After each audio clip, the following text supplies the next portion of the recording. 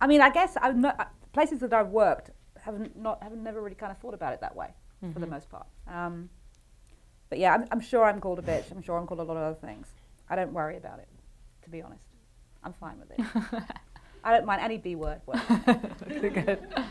Yeah, I would never worry about it. I actually don't think Rose would ever get called a bitch, because I think the reality is within this, we're leading and inspiring people. I was coughing, I turned this off. Is you have to operate with integrity. So as long as even if you're making hard calls, if people aren't happy with them, you're doing what you believe is right and being subjective about it. People might say it, but it wouldn't be true, and it wouldn't matter. So I think you can expend your energy on certain things. Worrying about that probably is not one of them. Yeah. As long as the word manipulative doesn't come before it, I think it's fine.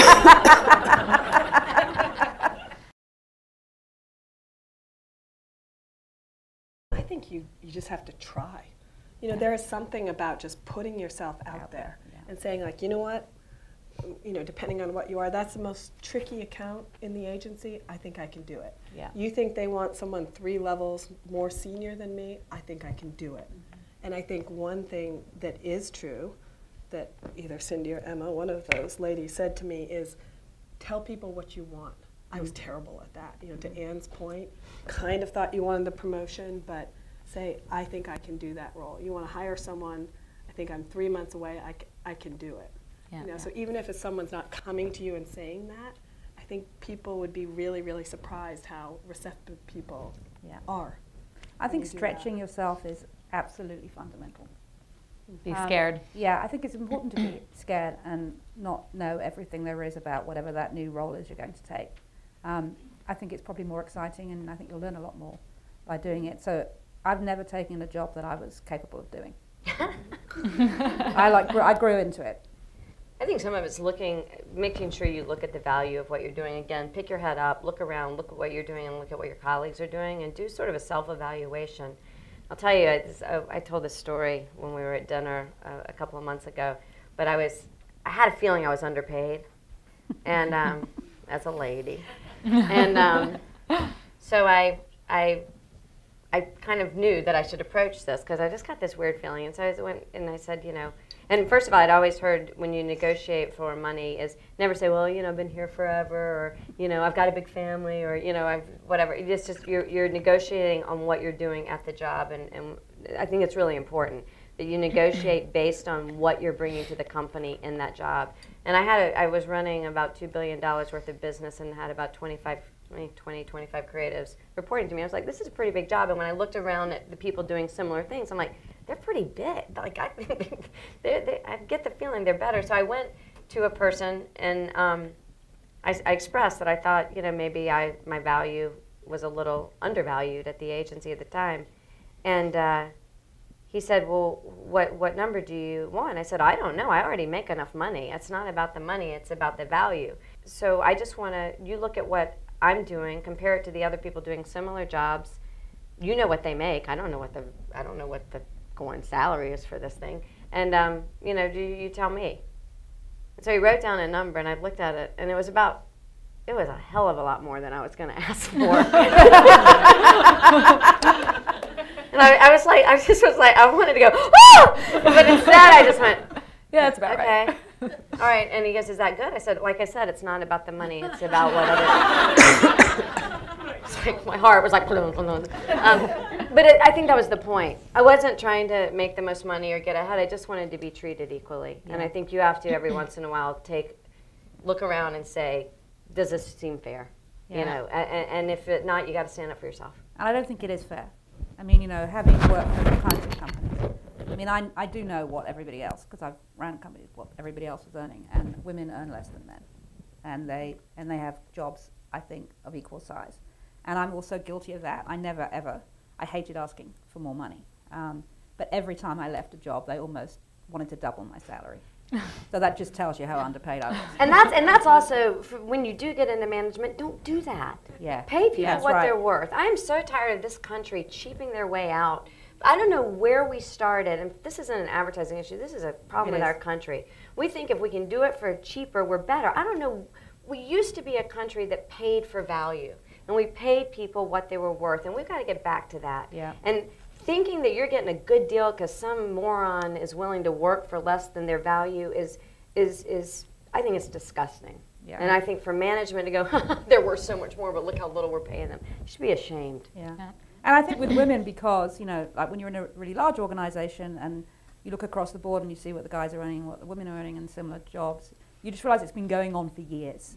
Like, so just kind of even getting them up to that kind of place is hard. I mean, but it's absolutely worth doing. And I would point it out. And I was not popular because I was the woman pointing. I'm like, no, this isn't, guys, this doesn't make sense. But it's a long road, I think, that we're all on. I think by just admitting it quickly, just as soon as you recognize it, saying, actually, this is wrong, and here are the reasons why, and here's what I'm going to do to change it. Pretending that everything is okay when it isn't. Pretending that it's... Another good piece of advice someone said to me is like, if something's fucked up or wrong, everybody knows it. So pretending, like everyone just not talking about it, doesn't mean that they don't know it, and everyone is so relieved when you know, including yourself, when you finally say, hey, you know what, this is wrong, I made a mistake, let's think about how we can kind of change that around. All the time. I mean, to your question, do things go wrong all the time? You make a wrong hire, you take on a piece of business that's wrong, you didn't anticipate a piece of business that was going to go away, and you hired, I mean, crazy things. I think that you prepare just being honest and making decisions quick. Because one thing I will say, it never gets better. If it looks like something is going down, it's, you know, let's just flag this, and, you know, how do we try to eat, I always say, what are the different scenarios? Here's what success will look like. Here's what, you know, what we need to do pragmatically for the next 3 months, and here's where you cut your losses. And you lay that out the best you can. But I think, you know, to Rose's point, being honest, and being honest early on, not just hoping things work themselves out, because they never do if they're going wrong.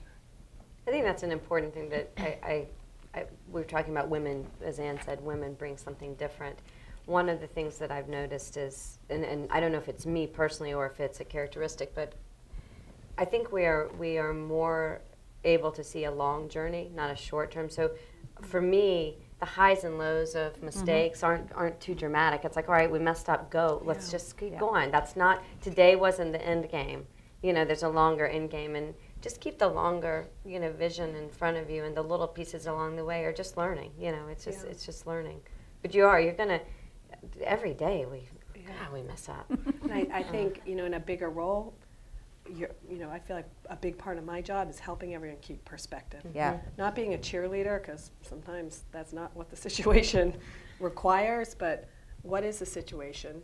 You know, how do we keep it from getting emotional, and, you know, really focus on the longer game and action? Because that sounds very obvious, but sometimes it's hard for people to take action. So what is, you know, this is happening, what do we need to do? And, you know, people are going to count on you, and I do think women tend to be much better at this, being like, here's the situation, okay. And not blaming. It's really bad, Not so blaming. let's sort it out. I think that's really important too. Yeah. The not blaming thing is really kind of critical, because we can all sit around pointing fingers. It's like, what are we going to do now? The other thing is I've noticed with a couple of the guys that I work with, I love them because they're like bulldogs. You just go, we need to get through that wall, and they're like, before you've even said how we're going to do it, they've run. I'm like, you didn't have to go right through it like that. You know, they'll just break it down. And I think that they appreciate me coming in and saying, all right, let's think about it. You might just can use the door to go on the other side. So, you know, I think it's, again, I don't think it's either or, but it's a nice, I think women bring a nice perspective to when you do see some big issues happening. It's interesting. I didn't have overt champions early on. I mean, I had people that I emulated or admired, but I'm not sure people... BBDO wasn't like, hey, let's help you. I mean, they was more like, you're not working out, leave. So I don't know if I didn't really have a lot of that coming along, but I think it helped because I was, like I said, I was kind of a girly girl and a little shy, and so having to step up and make my way was a good thing. But I did have a couple of times where I had some creative directors that I didn't think treated me fairly, and internally went and found somebody else to work for. Yeah. But again, I think it's taking responsibility. Well, and I mean, this is a millennial issue, period. It's not male or female, but we're having a hard time with the millennials taking advantage of opportunity. There was a great story I heard at the Journalism School of North Carolina. We were at a board meeting, and they said that there were some interns from UNC that were interning for, I can't remember which network, at the Democratic National Convention in Charlotte, and they asked them to go get some coffee, and they went, and about 15 minutes later, the interns came back, and they were all sitting there drinking coffee, and they said that was for the anchors. Go get some more coffee. And but you know, it's kind of interesting. But I do think we have to. Again, it's a recurring theme with females, but I think millennials, it's becoming a consistent theme, which is you have to make your own way. I had never heard of a mentor until I got into a leadership position. People were like, "Can you be my mentor?" I'm like, "What is that? What?" I didn't know I should ask for that. But I think if you take advantage of not waiting for someone to help you, and you look and ask people to help. Because I think in your question, I mean, there were certainly people in my career in senior levels who may not have perceived me as, oh, that's a next CEO, you know, going back to that different style. But they were never in my way, and I think that's always going to happen, because you can't expect everyone to say, oh, I see what you've got. And, you know, I think, to Susan's point, it is important that you don't, just because they haven't necessarily identified you, you know, you shouldn't let that get in your way, because they're not necessarily right. Yeah. And so I've never had situations where there was anyone who was blocking things, but they may not have identified, you know, what it is that I had, and it's just working around that. Yeah. You know, I think that's probably just a reality. I also think, I mean, there's a fair, you talked a bit about this, Susan. I mean, there's a fair amount of politics that goes on, and, you know, my kind of way of dealing with that, and, you know, so people are undermining you or a project or your team or whatever, I think just kind of calling it out is the way to, I mean, I just address it head on, and it tends to work.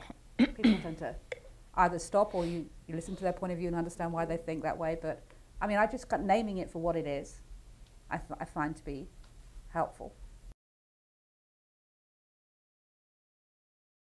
Well, I think we said this earlier. I think you just have to be yourself. Be your best version of yourself, right? Whatever that is. I think it's really hard to be someone other than yourself. So I'm a fairly extroverted personality, quite opinionated, and I could try and not be that, but I don't think it would work for me or anyone else around me. Someone once told me, a guy said to me, you know, you just need to be more vulnerable. I'm sorry. He said, you need to be more vulnerable. Men would be much more comfortable with you if you were more vulnerable. And I said, well, I'm happy to ask for help when I need it, but I don't feel vulnerable. I don't think anyone would ask a man to be more vulnerable. So I think, you know, I think it's important that you just are who you are. And then it's also important that people can hear your point of view and they can get behind it and, like, you know, and understand it. So communication is important, but I mean, the point, having a point of view is so important. Yeah. I mean, that first and foremost is you have a point of view.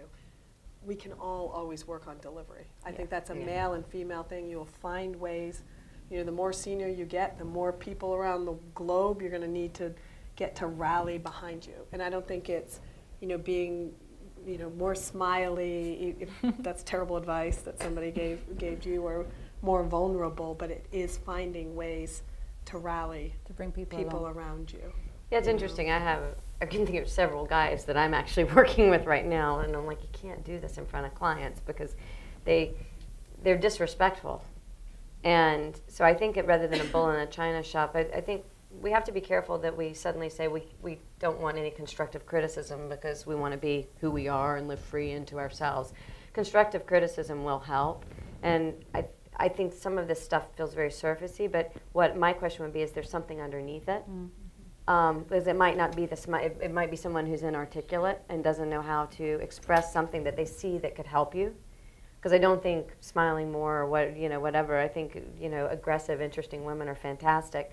One of the things I've seen with colleagues, period, is that when they are big and a boisterous behavior, we have to make sure that they listen and that they're respecting the client or whoever they're in the room with, because I think sometimes your big boisterous behavior cannot leave any room for anybody else to participate. So that might be, but again, it's hard because we don't want to get to a point where we just don't hear any criticism, which I think will make us better, but we have to find the right words. And I don't think vulnerable and smile more or be more cute or female, I don't think those are the right things. So what's going on there that someone feels like there's something that will help you be better? Quickly to add to that, like I am not someone, I don't think sweet, I mean, I think I'm a cool, fun, great person or whatever, but I don't think I'm sweet would be the first one, to come out of someone's mouth. I'm not necessarily doing everything in a nice way. I have a little bit of the bull in a china shop, I think, at times. And what I realized, the thing I learned is just, not that I have to change how I am and be like, and put smiley faces at the end of everything in my emails, but that there's a difference when you do become a role model or a boss.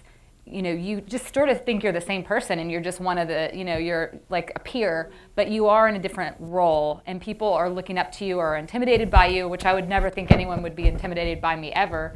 And I had to learn how to just ease people into knowing me, because I just assumed I could just be exactly myself in every email. But so new people, I would have to get them to know me, and then I could just be my normal emails without smiley faces at the end. But I might have to add a little bit in the beginning so they kind of get the way I talk and the way I work. So that was the one, I think, change I had to make. I didn't have to change who I was. I had to just get people to know me because they were afraid to get to know me initially because they worked for me. Yeah, so. We just had a conversation with a new creative director where you are, the more senior you get, what you do and how you say things has more impact. Yeah. And the bigger the organization is that you work in, you just need to be more aware of that. So I always think that's an important growth area for people is you may just want to say that, but actually you need to think through delivery, not change, but just realize that people are looking up to you and you are setting the tone. And the importance of the context. And if you're not a boss and you're someone working for someone, you might have to slightly shift how you talk to your boss initially when you come in. So I think it works sort of both ways,